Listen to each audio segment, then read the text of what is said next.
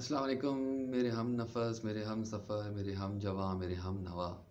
نیا دور، نئی دوڑ، نئی تمنا، نئی آرزو، نئی امنگ، نئی صبح کے ساتھ حاضر خدمت ہیں۔ اتوار کا دن 22 نومبر 2020، صبح کے 8 بجے ہیں۔ احمد حسن آپ کے ساتھ حاضر خدمت ہے۔ ایک دفعہ پھر سے واصف علی واصف کی کتاب سے ایک مضمون اس کو پڑھنے کی جسارت کی ہے، اور اس امید کے ساتھ، اس دعا کے ساتھ کہ اس کو پڑھنے سے، اس کو بتانے سے لوگوں کی زندگیوں میں کچھ تبدیلی، کچھ رہنمائی حاصل ہو جائے تو اس انسان کا، اس بندے کا بیڑا ہی پار ہے۔ مضمون کا نام دعا۔ جس کا خدا پر یقین نہ ہو، اس کا دعا پر کیوں یقین ہوگا؟ دعا دراصل ندا ہے، فریاد ہے، مالک کے سامنے التجا ہے، اپنی فانی اور محدود زندگی کی کسی الجھن سے نکلنے کے لیے۔ فریاد کا سلسلہ پیدائش سے ہی شروع ہو جاتا ہے۔ معصوم اور بے شعور بچہ فریاد اور پکار سے زندگی کے سفر کا آغاز کرتا ہے، اور اس کے بعد یہ عمل جاری رہتا ہے۔ انسان فریاد کرتا ہی رہتا ہے کسی نہ کسی مشکل سے نجات کے لیے۔ بیمار آدمی جب اللہ کو پکارتا ہے تو وہ اپنی بیماری سے نجات چاہتا ہے۔ اسے اللہ کے ساتھ دوسری وابستگیاں یاد نہیں رہتیں، وہ صرف علاج چاہتا ہے، معالج چاہتا ہے، شفا چاہتا ہے۔ غریب کی دعا غریبی سے نجات کے لیے ہے۔ محبت کرنے والے اللہ سے محبوب کا قرب مانگتے ہیں، غرض کہ ہر انسان ایک الگ خواہش لے کر اللہ کو پکارتا ہے۔ اگر گوشے باطن سے سنا جائے تو یہ کائنات ایک مجسم فریاد کی صورت نظر آئے گی۔ دعا کا شعور فطری طور پر ودیت کیا گیا ہے۔ آداب دعا اور فضیلت دعا مذہب نے سکھائے ہیں، لیکن یہ شعور زندگی میں موجود ہے۔ بچہ بیمار ہو جائے تو ماں کو آداب دعا خود بخود آ جاتے ہیں۔ جہاز خطرے میں ہو تو مسافروں کو دعا سکھانے کی ضرورت نہیں پڑتی۔ دعا ان کے دل سے نکلتی ہے، بلکہ ان کی آنکھ سے آنسو بن کر ٹپکتی ہے۔ دعا کی سب سے بڑی خوبی یہ ہے کہ جہاں دعا مانگنے والا ہے وہیں دعا منظور کرنے والا ہے۔ اگر آپ بآواز بلند دعا مانگیں تو وہ دور سے سنتا ہے، اگر آپ دل میں دعا مانگیں تو وہ وہیں موجود ہوتا ہے۔ دعا کا انداز تقرب کے اظہار کا اعلان ہے۔ دعا الفاظ کی محتاج بھی ہے اور الفاظ سے بے نیاز بھی۔ دعا منظور فرمانے والا خود ہی انداز عطا فرماتا ہے۔ ہاتھ اٹھانا بھی دعا ہے، ملتجی نگاہ کا اٹھنا بھی دعا ہے۔ ہم اللہ سے وہ چیز مانگتے ہیں جسے ہم خود نہ حاصل کر سکیں، لیکن جس کا حاصل کرنا ممکن ہو۔ مثلا ہم یہ نہیں مانگتے کہ اللہ ہمیں پرندوں جیسے پر عطا کر، کیونکہ یہ ممکن نہیں۔ ہاں، البتہ یہ کہہ سکتے ہیں کہ اللہ ہمیں عشق کے پر لگا کر اڑا، کیونکہ یہ ممکن ہے۔ دعا پر اعتماد ایمان کا اعلیٰ درجہ ہے۔ یہ بڑے نصیب کی بات ہے کہ انسان دعا کا سہارا ہاتھ سے نہ جانے دے۔ جب کسی قوم یا فرد کا دعا سے اعتماد اٹھ جائے تو آنے والا وقت مصیبت کا زمانہ ہوتا ہے۔ گناہ اور ظلم انسان سے دعا کا حق چھین لیتے ہیں۔ دعا مانگنا شرط ہے، منظوری شرط نہیں۔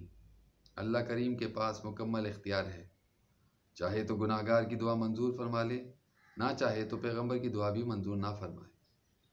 نوح علیہ السلام سینکڑوں برس اللہ کے دین کی خدمت کرتے رہے، آخر ان کا بیٹا بھی طوفان کی نظر ہو گیا، لیکن ان کے ایمان میں فرق نہ آیا۔ دعا آخر سوال ہی تو ہے، ماننے والا مانے یا نہ مانے۔ صاحب دعا خود بھی ابتلا سے گزرتا ہے۔ یہ زندگی ہے، اس میں غم ضرور آئے گا، تکلیف ضرور آئے گی، بیماری ضرور آئے گی، اور پھر موت بھی ضرور آئے گی۔ ان حالات میں دعا کا مقام کیا رہ گیا؟ دعا کا یہی مقام ہے کہ انسان تقرب الہی کی خواہش کو کمزور نہ ہونے دے۔ دعا یہ ہے کہ اللہ ہمیں اپنی رحمت سے مایوس نہ ہونے دے۔ دعا یہ ہے کہ ہمارا دل نور ایمان سے روشن ہو۔ دعا یہ ہے کہ اتنا کرم نہ ہو کہ ہم اس کی یاد سے غافل ہو جائیں، اور اتنا ستم نہ ہو کہ ہم اس کی رحمت سے مایوس ہو جائیں۔ دعا یہ ہے کہ اللہ ہمیں منظور ہونے والی دعاؤں کی آگہی عطا فرمائے، اور وہ دعائیں جن پر باب قبول بند ہو ان کی توفیق عطا نہ فرمائے۔ انسان اکثر ان چیزوں کو پسند کرتا ہے جو اس کے لیے نقصان دہ ہے، اور اکثر ان چیزوں کو ناپسند کرتا ہے جو اس کے لیے مفید ہے۔ ہم اپنی پسند کی چیزیں مانگتے ہیں، اور جب وہ حاصل نہیں ہوتی تو ہم شور مچاتے ہیں، حالانکہ ان کا حاصل نہ ہونا ہی ہمارے لیے مفید ہے۔ اس لیے ضروری ہے کہ مسنون دعائیں مانگی جائیں۔ ہمیں دعاؤں کی تعلیم دی گئی ہے۔ بچے کے پیدا ہونے سے لے کر میت کے دفن ہونے تک ہر مقام پر دعا کا طریقہ کار بتایا گیا ہے۔ مثلاً معمولی سا واقعہ ہے آئینہ دیکھنا، اس کے لیے بھی دعا ہے کہ اے اللہ میرے چہرے کی طرح میرے کردار کو بھی خوبصورت بنا۔ روایت ہے کہ ایک دفعہ ایک آدمی دعا مانگ رہا تھا گڑ گڑا کر۔ ایک مقرب فرشتے کا وہاں سے گزر ہوا۔ عابد پہچان گیا کہ فرشتہ ہے۔ بولا بھائی میری چند دعائیں اللہ میاں کے ہاں پہنچا دو۔ پھر اس نے آرزوئیں گنوانی شروع کیں۔ فرشتہ بولا بس بس میں سمجھ گیا۔ وہ بولا کیا سمجھ گئے؟ ابھی تو بات بھی مکمل نہیں ہوئی۔ فرشتے نے کہا میں اللہ میاں سے کہہ دوں گا کہ تیرا فلاں بندہ کہہ رہا تھا کہ اے مالک مجھے اپنے علاوہ سب کچھ دے دو۔ بس بات اتنی سی ہے کہ ہم اس سے اس کے تقرب کے علاوہ سب کچھ مانگتے رہتے ہیں اور پھر گلہ کرتے ہیں کہ دعا منظور نہیں ہوتی۔ ہم دوسروں کی تباہی اور ہلاکت کی دعا مانگتے ہیں، کیسے منظور ہو؟ دعا سے بلا ٹلتی ہے، زمانہ بدلتا ہے، انسان اپنے اعمال کی عبرت سے بچ سکتا ہے۔ ماں کی دعا دشت ہستی میں سایہ ابر ہے۔ پیغمبر کی دعا امت کی فلاح ہے۔ دعا کی افادیت برحق ہے۔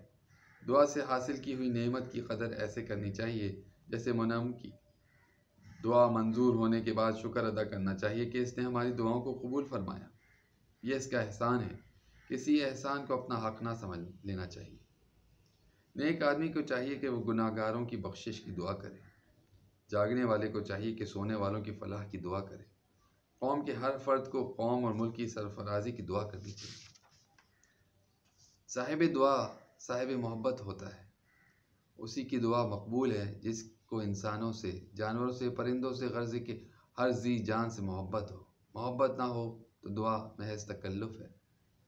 زمین و آسمان اور اس کے مابین جو کچھ بھی ہے اس کی خیریت کی دعا مانگی جائے تو اپنی زندگی خیریت سے گزر جاتی ہے۔ نفرت کرنے والا انسان دعا سے محروم ہو جاتا ہے۔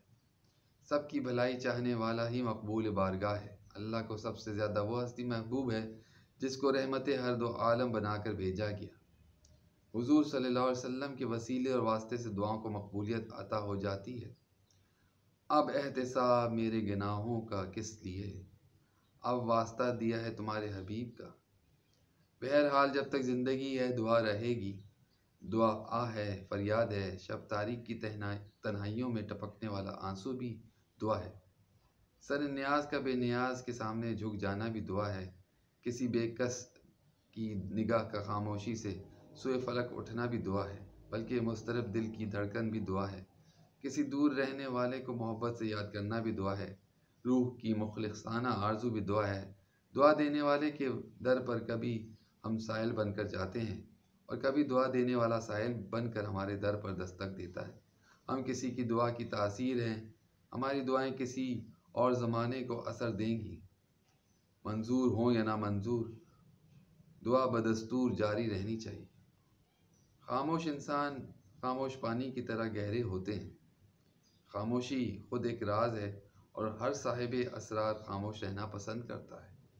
خاموشی دانا کا زیور ہے اور احمق کا بھرم۔ اس امید کے ساتھ کہ یہ مضمون سے لوگوں کو رہنمائی ملے گی اور ان کی زندگیوں میں دعاؤں کی فضیلت اور دعاؤں کی اہمیت اور مزید اجاگر ہوگی اور وہ اپنی زندگیوں میں اس کا معمول بنائیں گے۔ آپ لوگ میرے لیے بھی دعا کیجیے اور اپنے لیے بھی دعا کرتے رہیے۔ والسلام علیکم ورحمۃ اللہ۔